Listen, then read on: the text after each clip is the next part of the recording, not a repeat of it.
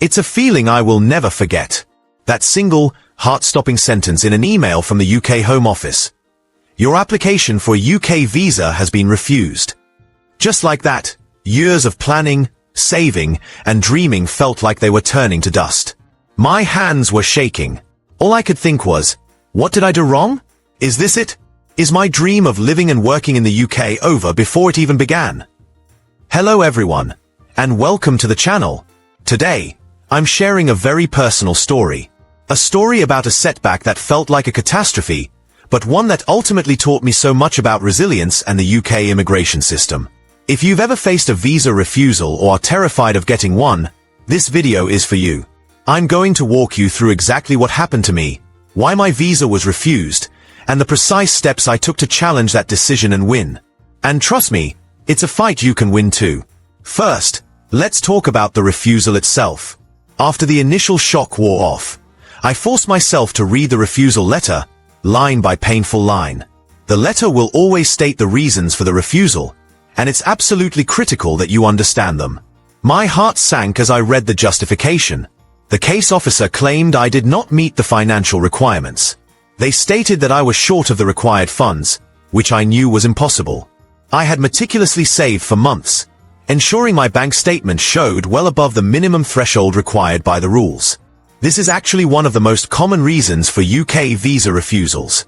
People often get rejected for failing to meet the financial requirements, submitting incomplete or incorrect documents, or not providing enough evidence to show strong ties to their home country.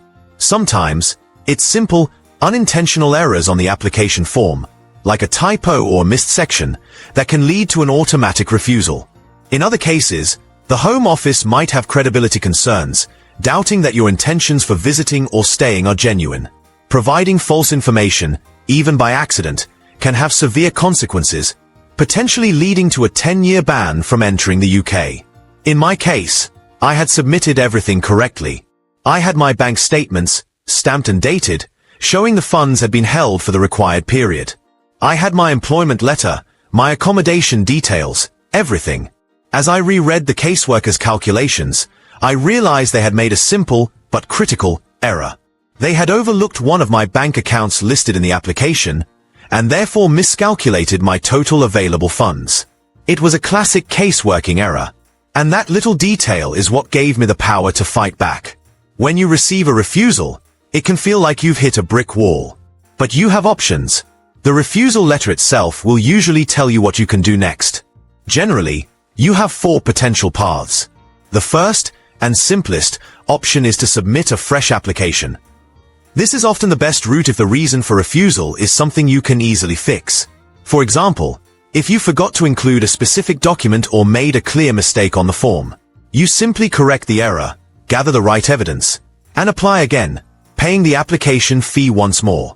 The second option, and the one that was available to me, is called an administrative review.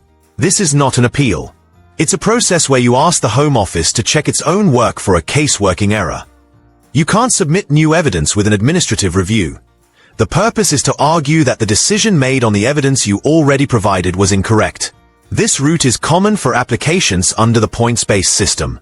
You typically have 28 days to apply for an administrative review if you're outside the UK, and a shorter period of 14 days if you're inside the country.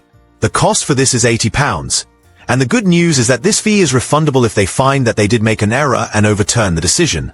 The third path is a full immigration appeal. This is a more formal process where your case is heard by an independent judge at the first-tier tribunal. However, the right to appeal is very limited and is usually only available for decisions that involve a human rights claim, a protection or asylum claim, or decisions made under the EU settlement scheme. Your refusal letter will explicitly state if you have the right to appeal.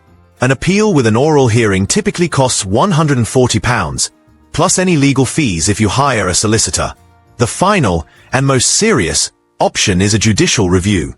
This is a legal challenge in the High Court or upper tribunal. You would pursue this if you believe the Home Office's decision was unlawful, irrational, or procedurally improper. This is a last resort, as it's a complex and very expensive process. It starts with sending a pre-action protocol letter to the Home Office, giving them 14 days to reconsider their decision before you file with the court. The entire process must be started within 3 months of the refusal decision, and the costs can run into thousands of pounds. After carefully reading my refusal letter and understanding my options, I knew the administrative review was the correct path for me. The decision wasn't based on a lack of evidence on my part, but on a clear mistake by the decision maker. So, I began my fight. I went to the government website and found the online form for an administrative review. The application itself is quite straightforward, but the most important part is the section where you explain why you believe the decision was wrong. This is your one shot to make your case. I wrote a very clear, professional, and non-emotional letter. I didn't complain or get angry. I simply and factually pointed out the error. I wrote something like, "I am applying for an administrative review on the grounds of a case-working error. The decision letter dated states that I do not meet the financial requirement. The case officer's calculation appears to have overlooked the funds held in my savings account with account number, for which a statement was provided on page number of my submitted documents. When these funds are included, my total available balance is total amount, which is above the required threshold." I referenced the specific immigration rule and pointed directly to the evidence in my original application bundle that had been ignored. This is key. You have to make it as easy as possible for the new reviewer to see the mistake. I paid the £80 fee and hit submit. And then, the waiting began. The government website says an administrative review can take 6 months or even longer, and they are not wrong. Those months were filled with anxiety. You're in a strange limbo, unable to make plans. Every email notification makes your heart jump. It's a true test of patience. Finally, after what felt like an eternity, an email landed in my inbox. It was from the Home Office. My hands trembled as I opened it.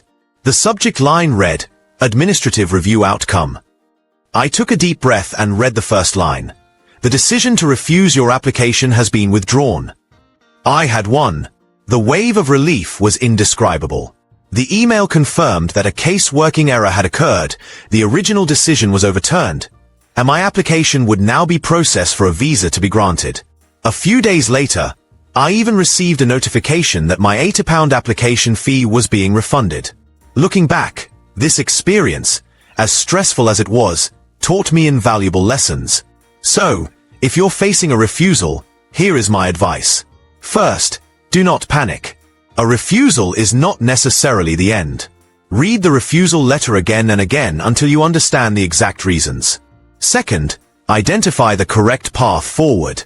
Is it a simple mistake you can fix with a new application?